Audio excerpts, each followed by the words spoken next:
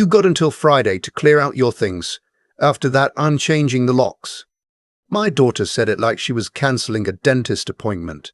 No raised voice, no hesitation, just standing there in my own kitchen. The kitchen I'd tiled myself back in 1987, on my knees for 3 weekends straight, holding a mug of coffee that I had brewed, wearing a look that told me she'd rehearsed this moment and was satisfied with how it was going. I was 63 years old, and my own child was evicting me. I should back up. I should explain how a man ends up standing in his own kitchen being told he has 4 days to disappear, because it didn't happen the way you might think. There was no single explosion, no dramatic falling out. It happened slowly, the way ice forms on a window, so gradual you don't notice until you can't see through it anymore. My wife, Pauline, died 18 months before that morning. Pancreatic cancer. From diagnosis to funeral was 11 weeks. That's the thing nobody tells you about that particular disease. It doesn't give you time to prepare. One day she was complaining about a dull ache in her back that she'd been ignoring for too long. And 11 weeks later, I was standing in the rain at Greenwood Cemetery in Toronto, watching them lower the woman I'd spent 38 years with into the ground. Pauline was the kind of person who made every room she entered feel more organized. Not in a cold way, in a warm, steady way. She kept track of everything: the car insurance renewals, the property tax deadlines, the birthdays of people I'd long since forgotten I knew. She had a system for everything. And when she died, I discovered that her systems had been holding my entire life together in ways I hadn't fully understood while she was alive. Our daughter Simone came back from Vancouver for the funeral and didn't leave. I thought it was grief. I thought she needed to be close to home, close to her mother's things, close to me. I was grateful. After 30 years in this house, a semi-detached in Scarborough we'd bought when the neighborhood was still affordable and the mortgage felt impossible, I suddenly couldn't stand being alone in it. Every room had her in it. The reading chair by the window, the herb garden she kept on the back porch in old coffee tins. The particular way she'd arranged the spice rack, alphabetical except that she always put cinnamon first because, she said, everything good starts with cinnamon. So Simone stayed, and I let her bring her boyfriend Terence. I didn't like Terence from the start, and I want to be honest about that, because I've spent enough time in my life pretending to feel things I didn't feel. He was one of those men who talks about money the way other people talk about the weather, constantly, and with the assumption that you share his obsession. He was in real estate investment. He had opinions about cap rates and market cycles that he delivered over my dinner table like he was doing me a favor. He had small eyes and a large watch, and he called me sir in a way that meant the opposite. But Simone loved him, or seemed to, and I was lonely. So I kept quiet. The first sign I should have paid attention to came about 3 months after they moved in. Simone sat me down and suggested, gently, reasonably, the way she'd learned to suggest things from her mother, that maybe it would make sense to transfer the house into her name. For tax purposes, she said, to avoid probate later. Terence had looked into it, apparently. He knew a lawyer. I told her I'd think about it. I didn't think about it. I meant to. But grief does something to your sense of time. Days blurred. I was still working, barely. I'd been a mechanical engineer for 31 years, semi-retired by then, doing occasional consulting. But I wasn't really present in my own life. I was just moving through the rooms of it. 2 months later, Simone asked again, this time with paperwork. I should have called my own lawyer. I know that now. But she was my daughter. She sat across from me with her mother's eyes and her mother's patient way of waiting for you to come around. And I thought, what does it matter? It'll all go to her eventually anyway. Pauline and I had no other children. The house would be Simone's someday regardless. I signed the papers. I want you to understand what that moment felt like, because I think about it constantly. I wasn't coerced. I wasn't deceived in any dramatic way. I was just a tired, grieving man who trusted his daughter. That's all. And I handed her the only significant asset I had. Things shifted after that. Slowly at first. Terence started referring to the house as our place. He started making comments about my hours, when I woke up, how long I spent in the living room watching television in the evenings. Simone started hovering in the kitchen when I cooked, suggesting I use less of this, put away more of that. They repainted the bedroom I'd shared with Pauline, sage green. Without asking, I told myself it was their house now. I told myself I was adapting. I told myself a lot of things. And then came that Friday morning. Simone waited until Terence had left for work. I'll give her that. She poured herself a coffee, sat down at the kitchen table, the same table where I'd helped her with her grade 7 science project, where Pauline and I had sat up past midnight talking on the nights when talking was the only thing keeping us sane. And she told me that it wasn't working out. She said they needed their space. She said Terence felt uncomfortable. She said I was resistant to change and that it was creating tension in the household. She said 4 days. I didn't yell. I didn't cry, though the inside of my chest felt like something was collapsing. I asked her very quietly where she expected me to go. She said I could probably find a bachelor apartment. She'd looked at some listings online. There were a few decent ones in Etobicoke. She had the addresses written on a post-it note, which she pushed across the table toward me. I took the note. I stood up. I put on my coat, and I walked out the front door of the house where I had lived for 30 years, where I had brought my daughter home from the hospital, where my wife had spent her last good years. And I stood on the porch in the November air, and I had absolutely no idea what to do next. I had my wallet. I had my phone. I had my winter coat and the car keys in my pocket. And I had, tucked into the inner breast pocket of my coat where it had been for God knows how long, a debit card in Pauline's name. I'd found it months earlier, going through her things. I'd meant to cancel it. The account had been dormant since before she got sick. She'd opened it separately years ago, one of those online banking accounts she'd set up for household reserves, she called it. She'd been private about money in a particular way, Pauline. Not secretive exactly, just careful. She had a Depression-era grandmother who'd shaped her views, and she believed in having things set aside that nobody else knew the arithmetic of.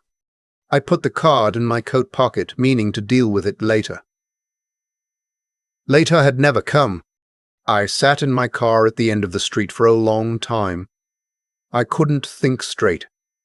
I ran through the list of people I might call, old friends, a brother-in-law in Hamilton, a colleague from my engineering days. Every name I came up with felt impossible. The shame of it. The explanation required. My daughter has evicted me from the house I built my life in. Can I sleep on your couch? I drove instead. I ended up on the Gardner heading west, not toward anywhere in particular. Eventually I pulled off near Mississauga and sat in a Tim Hortons parking lot for 40 minutes drinking a coffee I didn't taste. At some point, I remembered the card. I pulled it out of my pocket.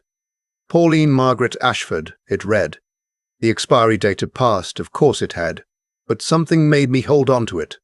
I turned it over in my hands, and then I thought, the account might still exist even if the card's expired. Online banking doesn't close an account just because the card lapses. There was a TD branch 2 blocks away. I went inside feeling like a man walking into a situation he didn't fully understand, which I suppose is exactly what I was. The branch was quiet. A Tuesday morning in November, almost nobody there. I explained to the young woman at the customer service desk. A Daisy, her name tag said, and she had a calm, unhurried way about her that I found immediately steadying. That my wife had passed away and that I was the executor of her estate and I was trying to get information about a dormant account. She asked for identification. I showed her my ID and Pauline's death certificate. I'd started carrying a copy in my wallet months earlier because banks and government offices and insurance companies require it constantly, and I'd learned the hard way to always have one on me. Ada gazed typed for a while, and then she stopped typing. She looked at the screen. Then she looked at me, then back at the screen. She excused herself and went to get the branch manager. I sat there in the chair across from her desk and I thought, here we go. This is some kind of problem, some kind of complication with the estate. I'm going to need a lawyer. I should have called a lawyer months ago.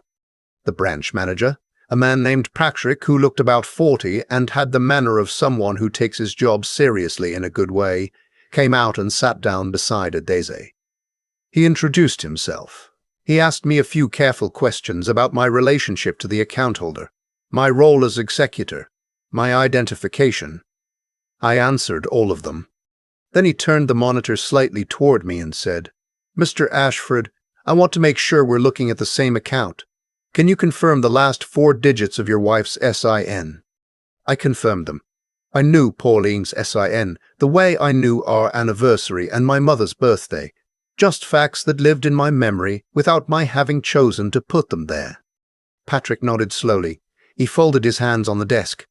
"Your wife's account," he said, "has a current balance of $412,000. I heard the words. I understood them individually, but they didn't assemble themselves into meaning for what felt like a very long time. "I'm sorry," I said. He said it again. He showed me the screen.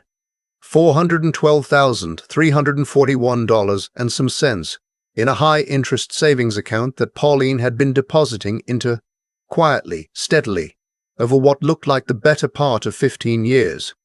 I sat with that for a moment. 15 years. She had been putting money away for 15 years without ever mentioning it to me, not large amounts. The records showed deposits ranging from $200 to occasionally a couple thousand, at irregular intervals, never anything that would have triggered a conversation or a question, just steady, consistent, the way she did everything.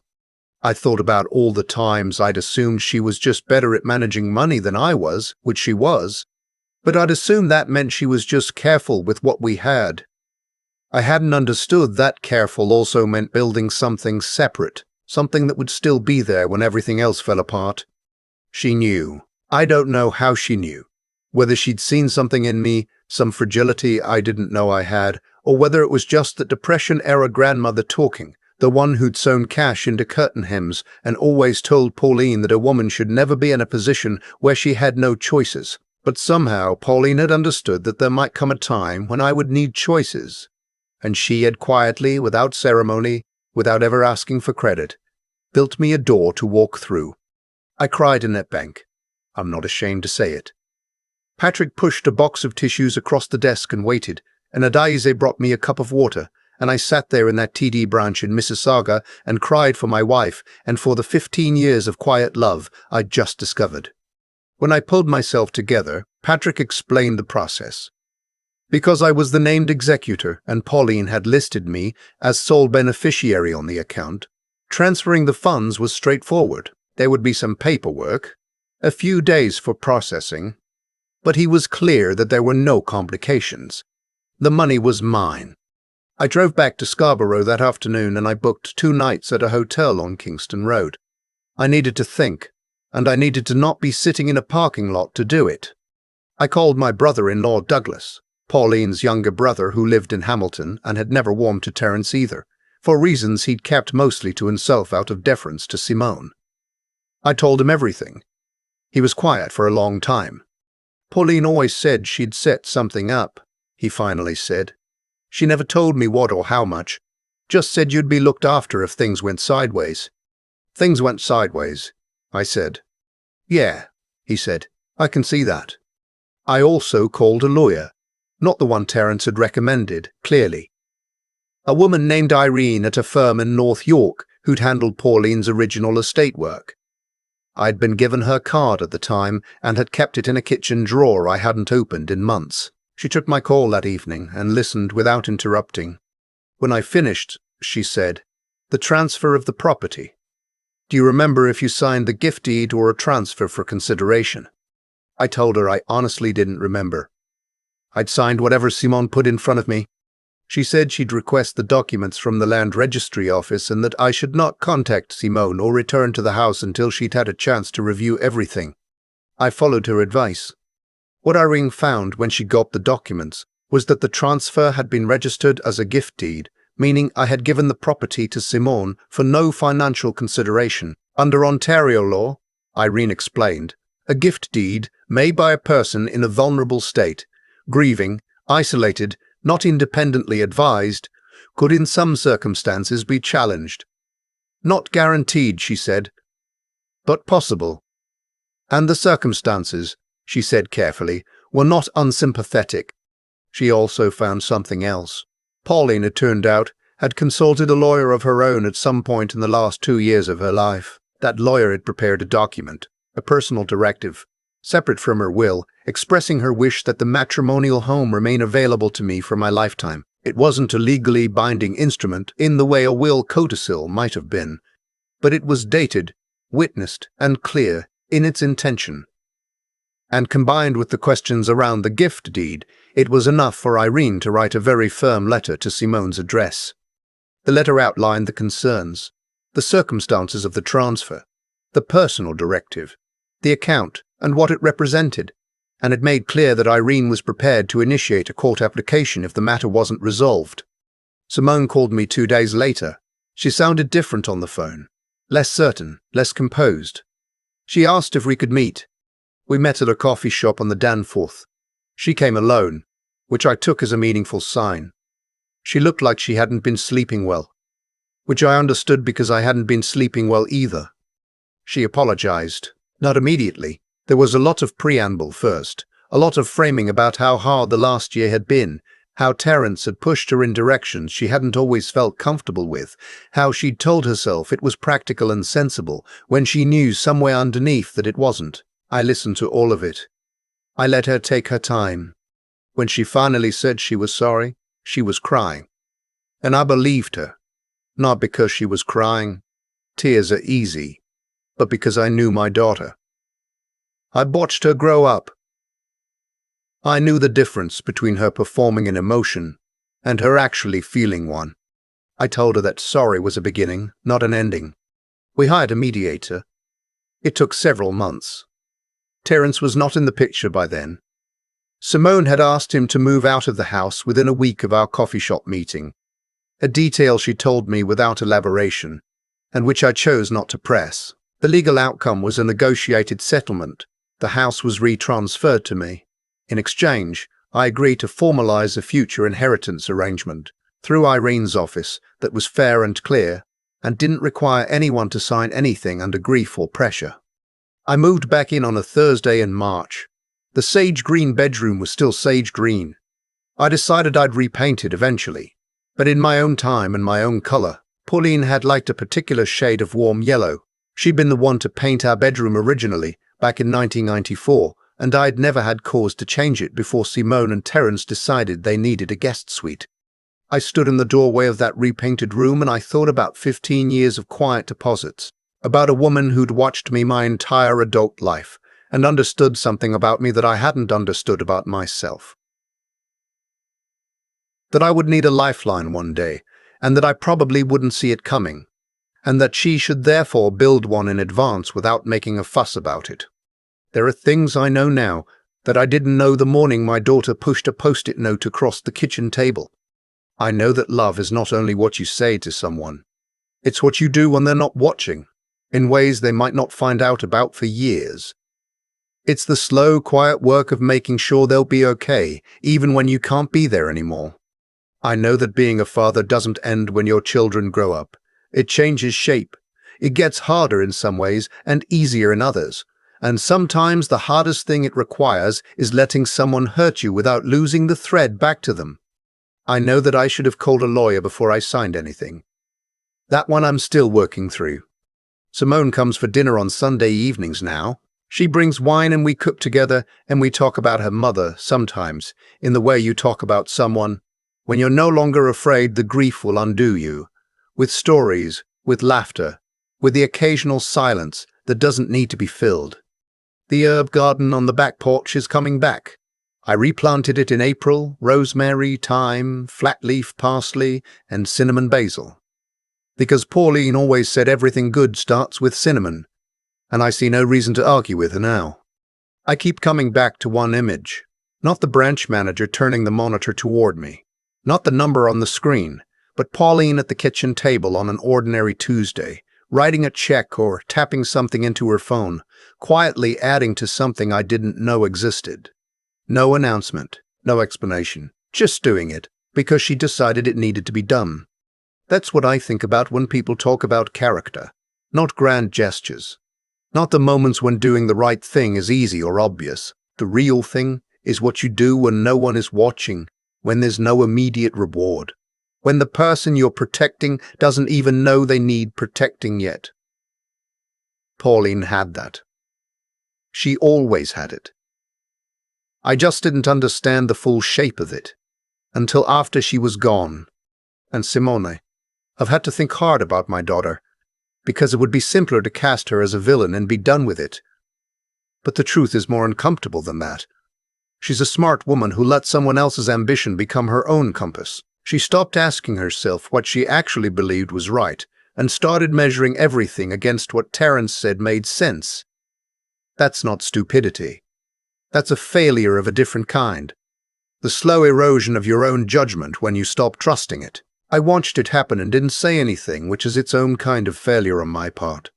What I've learned, if I'm being precise about it, is that good intentions aren't enough.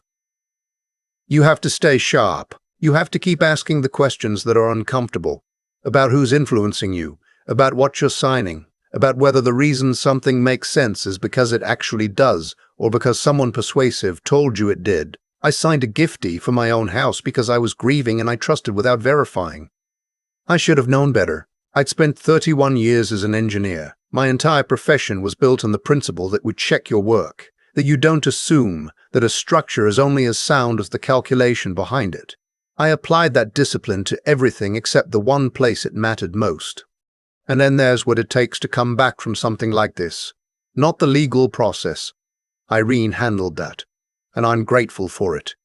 I mean the internal work. Deciding not to harden, deciding to sit across from your daughter in a coffee shop and actually listen, even when part of you wants to walk out. Deciding that the relationship is worth the difficulty of repair. That took something from me that I didn't know I still had, some reserves I didn't realize Pauline had also been quietly building, in a different kind of account. I think that's what she was really leaving me. Not just the money, though the money mattered practically in ways that shaped everything that followed. She was leaving me evidence that someone had looked at me clearly, seen the full picture including the parts I couldn't see myself, and decided I was worth the effort of that quiet 15-year act of love. When everything else had been taken away, that knowledge turned out to be enough to stand on. The herb garden is back. The bedroom is going to be repainted. Simone comes on Sundays. None of it came easily, and I'm not going to pretend it did. But we're here,